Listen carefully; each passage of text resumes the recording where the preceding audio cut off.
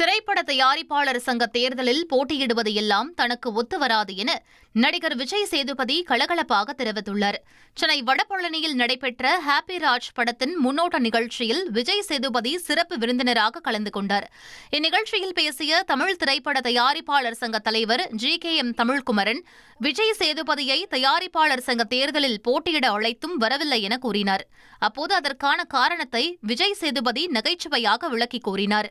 தயாரிப்பாளர் சங்கத்தில் ஜெயிச்சிருக்கிற நம்ம தமிழ்குமரன் சார் அவருடைய அணிக்கு எல்லாருக்கும் என்னுடைய வாழ்த்துக்கள். சார், நமக்கெல்லாம் செட் ஆகாது சார்.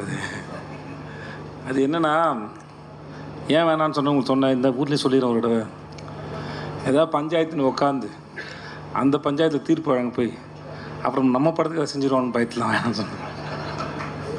இன்னும் ஏதாவது பொறுப்புன்னு ஒன்று கொடுத்தா அந்த பொறுப்பாக செய்யணும்ல. அப்புறம் அந்த பொறுப்பாக செஞ்சேன்னா அப்புறம் நம்மளை எதுக்கு அப்படின்னா செய்யலை. அதனால் வேணாம் தான் சார்.